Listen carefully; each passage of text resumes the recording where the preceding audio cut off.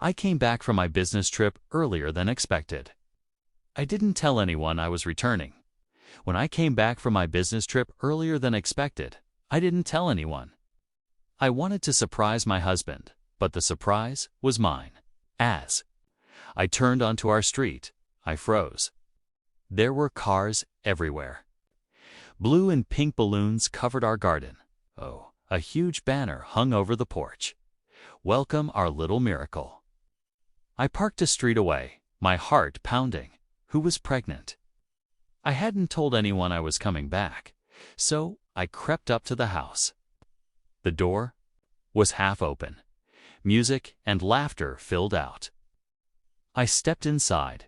Then my whole world stopped. There she was, my best friend, belly huge, hand on her back, glowing.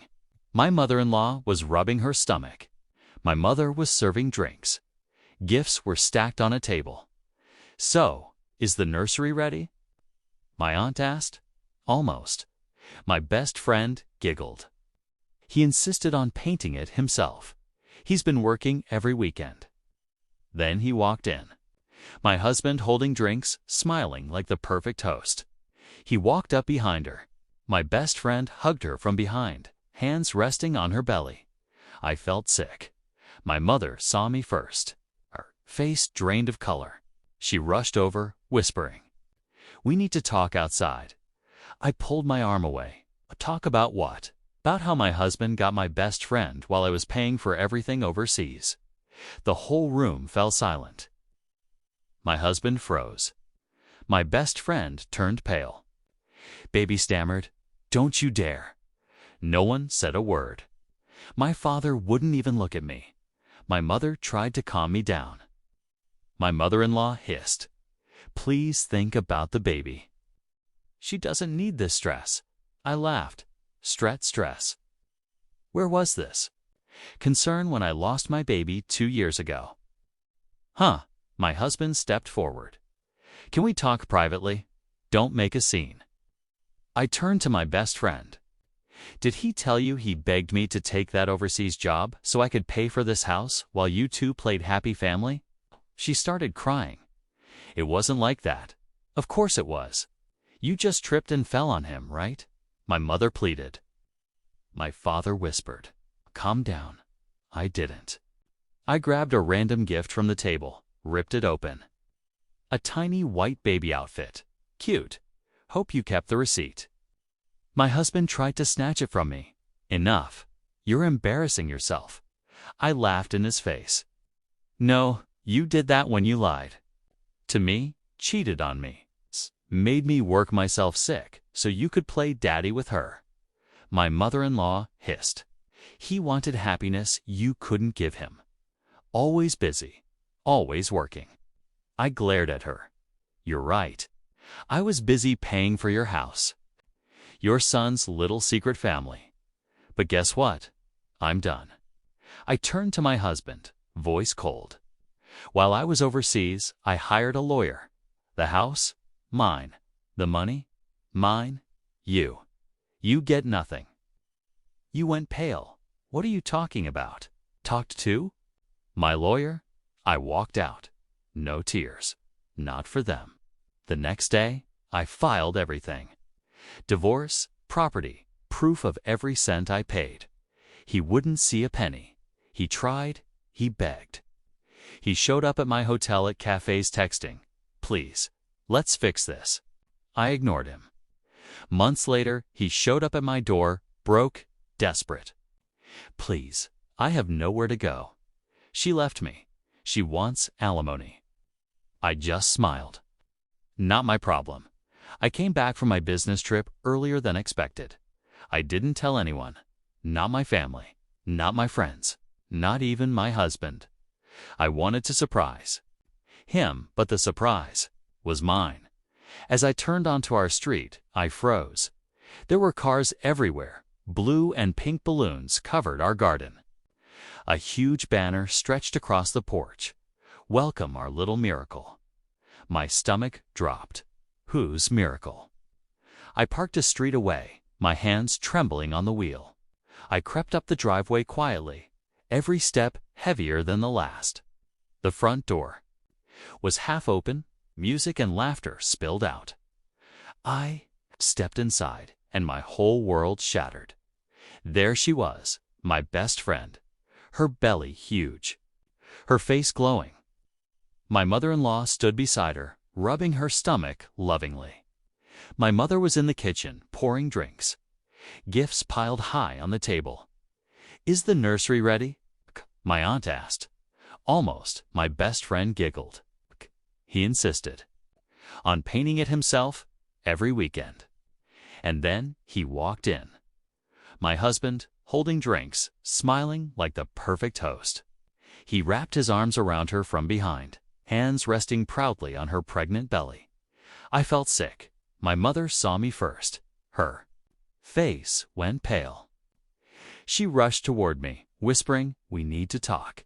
Outside, please." I yanked my arm back. Talk about what? About how my husband got my best friend pregnant while I was overseas paying for everything. The room fell silent. My husband froze. My best friend turned pale, stammering, "Baby, don't you dare." I cut her off. My father wouldn't even look at me. My mother pleaded. My mother-in-law hissed, "Please. Think about the baby. She doesn't need this stress." I laughed, bitterly. Stress? Where was this concern when I lost my baby 2 years ago, huh? My husband stepped forward, his voice low. "Can we talk privately? Don't make a scene." I turned to my best friend. "Did he tell you he begged me to take that overseas job so I could pay for this house while you two played house behind my back?" She started crying. "It wasn't like that." "Oh, right. You just tripped and fell on him, didn't you?" My mother whispered, "Please, calm down." I didn't. I grabbed a gift off the table, ripped it open. A tiny white baby outfit. "Cute," I said. Flatly, "Hope you kept the receipt." My husband lunged forward, trying to grab it from me. "Enough. You're embarrassing yourself." I laughed in his face. "No. You embarrassed me when you lied, cheated, made me work myself sick overseas while you played daddy with her." And then my mother-in-law spoke, venom in her voice. "He wanted happiness you couldn't give him. Always busy, always working." I glared at her. "You're right. I was busy paying for your house, your son's little secret family. But guess what? I'm done." I turned to my husband, my voice ice. "While I was overseas, I hired a lawyer. The house, mine. The money, mine. You get nothing." He went pale. "What are you talking about? Talk to my lawyer." And I walked out, no tears. Not for him. Not for her. Not for anyone. The next morning, I filed everything. Divorce, property transfer, proof of every cent I paid for that house. My lawyer said he didn't have a leg to stand on. He tried to fight it. He begged. He showed up at my hotel. He texted nonstop, "Please, let's fix this." I ignored him. Months later, he came back. Broke. "Hollow-eyed, please," he whispered. "I have nowhere to go. She left me. She wants alimony." "I can't." I stared at him. "Not my problem."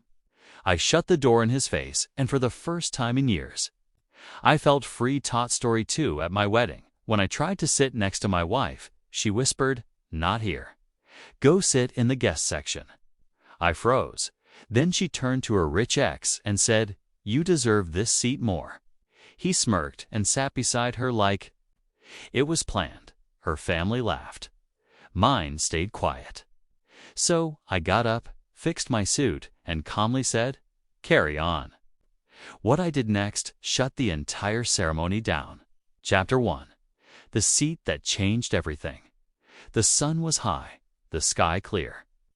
A perfect day for a wedding. Guests filled the elegant venue, dressed in soft pastels and tailored suits. Laughter floated through the air like confetti. My heart should have been racing with joy. Instead, it was pacing with confusion.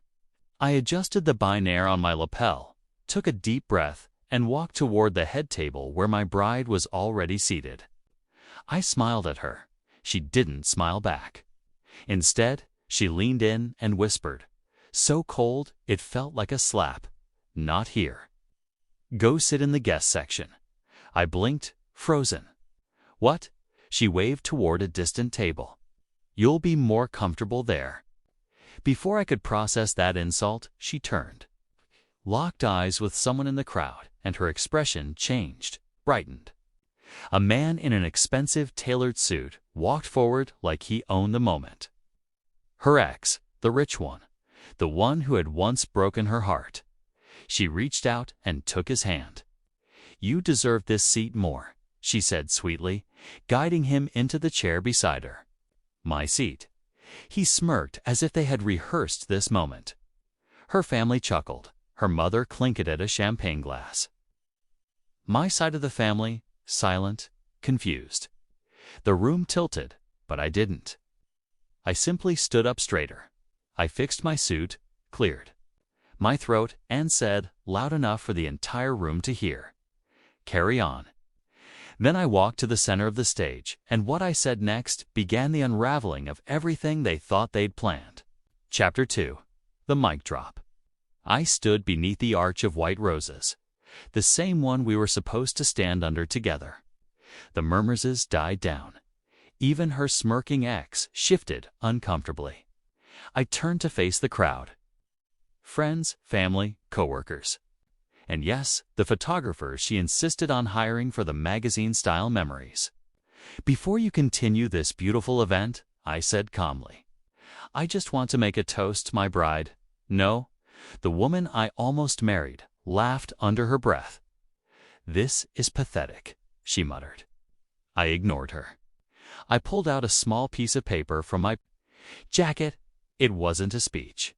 It was a timeline, one I had prepared weeks ago because I already knew. I'd like to raise a toast.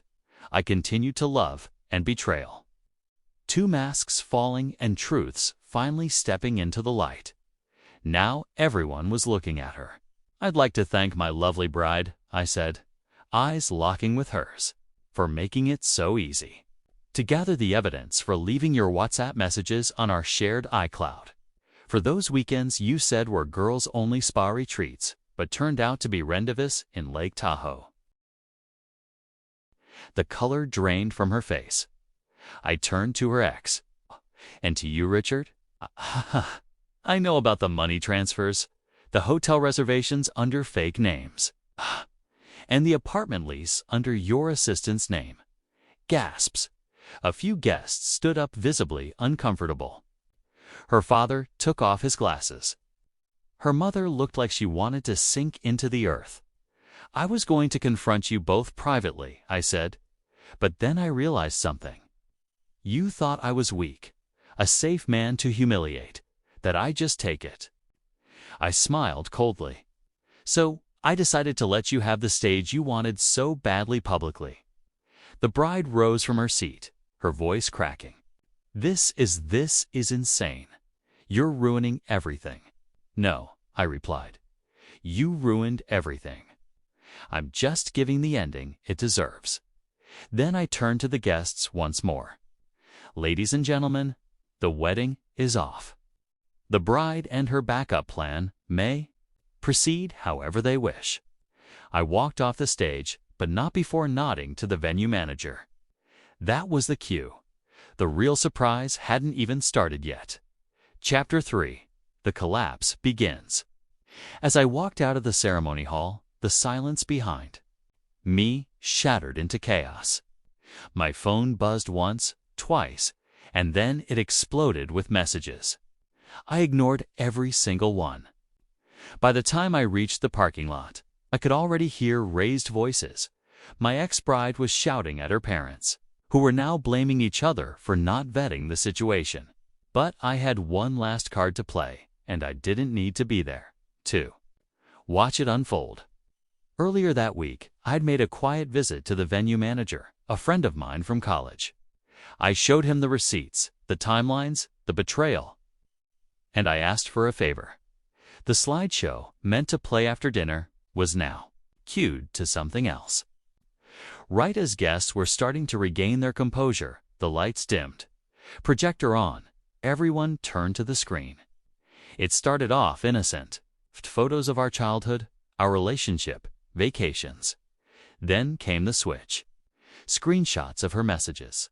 To Richard, a video of her exiting his apartment, timestamped just 2 weeks before the wedding. Audio recorded from a phone I'd planted in her gym bag of her mocking me with her friends. Calling me Plan B and saying, he's stable, boring. He'll never leave me. That's the point. People gasped. Someone's champagne glass shattered on the floor. Her father stood up and shouted, "Turn this off." But the venue manager, loyal as ever, shook his head. The groom paid for full usage rights. No refunds. The final image lingered on screen for 5 painful seconds. You're the backup. He's the real deal. Text from her to Richard 3 days before the wedding. She ran out of the hall, crying. Richard followed, but not before getting slapped by his own fiancée, who had apparently been watching everything unfold from a private live stream I'd sent her that morning. She didn't know yet, but Richard had been. Double timing her, too. And just like that, the perfect wedding turned into a perfect expose. Chapter 4. The Aftershock. I didn't return home that night. Instead, I stayed at a hotel downtown, watching the social media feeds light up like fireworks. Photos, videos, whispers turned into hashtags. The clip of the projector reveal had gone viral, captioned, "Groom turns wedding into betrayal documentary. Bride destroyed." By morning, news had spread to her company, a prestigious PR firm. Their brand was built on clean images, trust, and loyalty, not scandal. I'd timed everything carefully. See, a week before the wedding, I'd anonymously sent a package to her HR department. Inside, a burner phone with recordings, screenshots, and a letter detailing how their senior rep had violated their ethics policy by engaging in a months-long affair with a married man and then publicly humiliating her own fiancé. The footage from the wedding that sealed the coffin. By 10 a.m., she was on leave. By 2:00 p.m., she was fired. By 4:00 p.m., she called me 17 times. I didn't pick up. Then Richard called. His voice trembled. "Man, I didn't know she was like that. I didn't mean to." I hung up because that afternoon I had a meeting with a realtor. The apartment my ex and I were supposed to move into after the wedding, I'd already pulled my name from the mortgage. Without my signature, the deal collapsed. She couldn't afford it alone. The venue, Tia, I canceled the check. She was now liable for the balance and the wedding dress rented under her name already. Overdue and billed. She thought she could make a fool of me. But I didn't get mad. I got everything. Chapter 5. Her fall. My rise. 2 days later, she showed up at my office. No appointment, just desperation in heels. Security buzzed me. "There's a very emotional woman here. Says she's your wife." Ex-wife. I corrected calmly. "Send her in." When she stepped into the room, she didn't look like the woman who humiliated me on our wedding day. Her makeup was smudged, hair messy, and for the first time, her confidence was gone. "You ruined me," she whispered. I looked up from my desk, pen in hand. "Number, you ruined yourself. I just helped show everyone what was already there." Tears welled up. I lost everything. My job, my apartment.